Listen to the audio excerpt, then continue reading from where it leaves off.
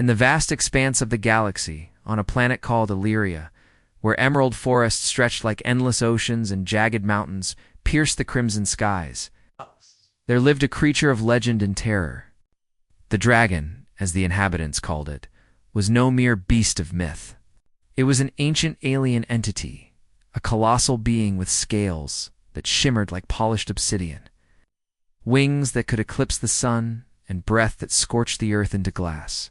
For centuries, it had ruled the skies, demanding tribute from the Illyrians, a species of slender, ethereal beings with luminous skin and telepathic abilities.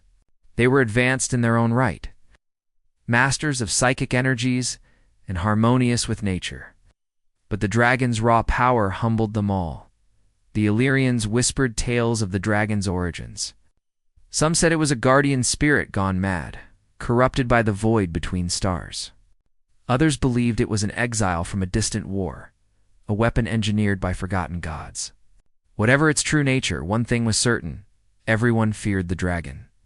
Villages paid homage with offerings of crystal orbs infused with psychic essence.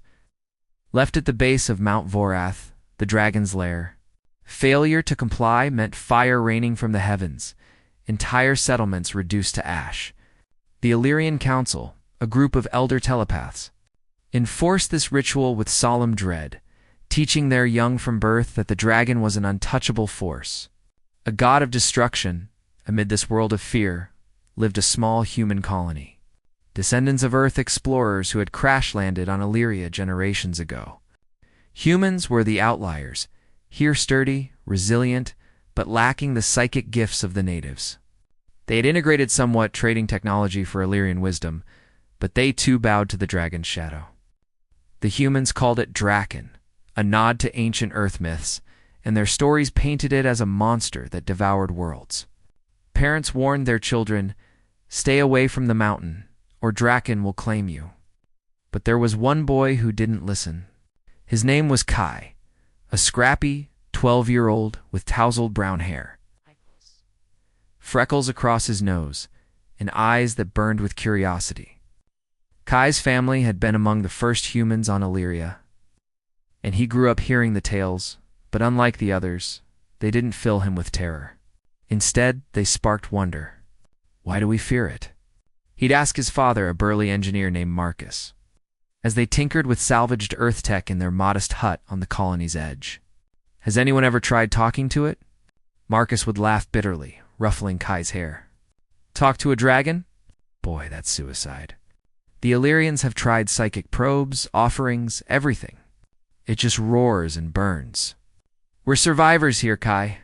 We adapt. We endure. Fear keeps us alive." Kai's mother, Lena, a botanist who studied Illyria's flora, was more gentle, but no less firm. "The dragon is beyond us, sweetheart. It's like fearing a storm. You respect it, or it destroys you." Yet Kai couldn't shake his fascination. At night, he'd sneak out to the hill overlooking Mount Vorath, watching the distant silhouette against the twin moons. The mountain loomed like a sentinel, its peak wreathed in perpetual mist. Occasionally, a thunderous roar would echo across the valleys, sending shivers through the colony. The Illyrians would huddle in their crystal domes, projecting calming auras, while humans barricaded doors and whispered prayers. One fateful day, the tribute failed. An Illyrian scout, tasked with delivering the crystal orbs, was caught in a landslide. The offerings shattered, their essence lost to the wind. Panic spread like wildfire. The council convened, their minds linking in a web of desperation. "The dragon will awaken hungry," Elder Solara intoned, her voice echoing in every mind. "We must prepare for retribution." The human colony buzzed with activity. Marcus fortified defenses with energy shields scavenged from the old shipwreck. Lena gathered herbs that could soothe burns. But Kai, he saw opportunity. "What if I go?"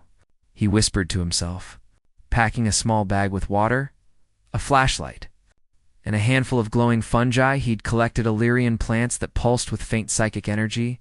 As dusk fell, Kai slipped away, his heart pounding not with fear, but excitement. The path to Mount Vorath was treacherous, winding through dense forests where bioluminescent vines twisted like serpents. Illyrian patrols, sensing his departure through their empathic nets, tried to stop him. Human child turned back. A guardian projected into his mind, a wave of calming intent washing over him. But Kai shook it off. Humans weren't as susceptible to psychic influence. Their minds were noisy, as the Illyrians put it, filled with chaotic thoughts. "I have to see it," he replied aloud, pressing on. Hours later, he reached the mountain's base. The air grew thick, charged with ozone from past blasts. Charred trees stood as silent witnesses. Kai climbed, his small hands gripping rocky ledges, until he found a cave mouth at the entrance to the lair. A low rumble emanated from within, like distant thunder. Everyone feared the dragon except one boy, and as Kai stepped into the darkness, he wondered if his curiosity would be his end. Deeper into the cave, the air turned stifling, laced with the scent of sulfur and ancient stone. Kai's flashlight beam danced across walls etched with glowing runes Illyrian script, perhaps, or something older. His footsteps echoed, each one a challenge to the silence. The rumble grew louder, vibrating through his bones until he emerged into a vast chamber. There it was, the dragon. Curled upon a bed of crystalline shards, its massive form filled the space. Scales as black as void space gleamed under faint luminescent veins in the rock. Wings folded like colossal sails, and its head was a masterpiece of terror, with horns curving like scimitars and eyes closed in slumber. But even asleep, it exuded power, its breath a hot wind that rustled Kai's clothes. Kai froze, awe battling instinct. This wasn't a monster from stories. It was real, alive, magnificent. "Hello?" he called, his voice small but steady. The eyes snapped open, twin orbs of molten gold, piercing the gloom. A growl built, shaking pebbles from the ceiling. The dragon uncoiled, its neck arching like a striking cobra. Kai's mind flooded with images. Fire, destruction, endless hunger. It wasn't words, but raw emotion psychic projection, far stronger than any Illyrian's. But Kai didn't run. He held up the glowing fungi. "I brought this. It's not much, but maybe you like it?" The dragon tilted its head, curiosity flickering in those golden eyes. The assault on Kai's mind eased, replaced by probing tendrils. Images flashed, stars, battles, loneliness. The dragon wasn't just a beast. It was sentient, ancient, stranded on Elyria after a cosmic war. Its hunger wasn't for food, but for energy psychic essence to repair its damaged form, warped by eons of isolation. "You're hurt," Kai realized, piecing together the visions. The tributes. They help you heal? A rumble of affirmation? The dragon, whom Kai would later name Zoroth, had been a protector once, guarding worlds from void horrors. But betrayal left it broken, crashing onto Elyria. The Illyrian's fear twisted its pleas into demands. It's perpetuating a cycle of terror. Kai spent hours there, talking, sharing stories of Earth-humans' wars. Inventions, unyielding spirit. Zoroth responded with visions.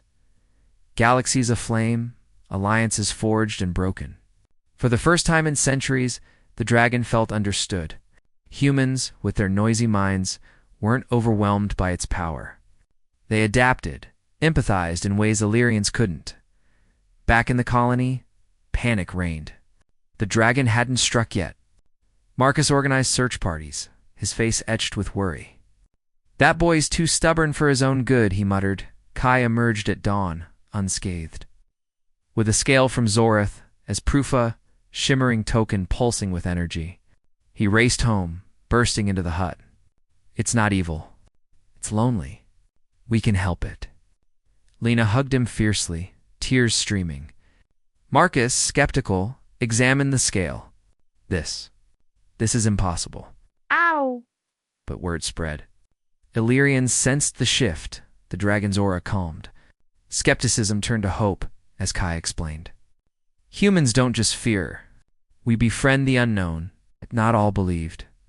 Elder Solara warned, the boy meddles with forces beyond control.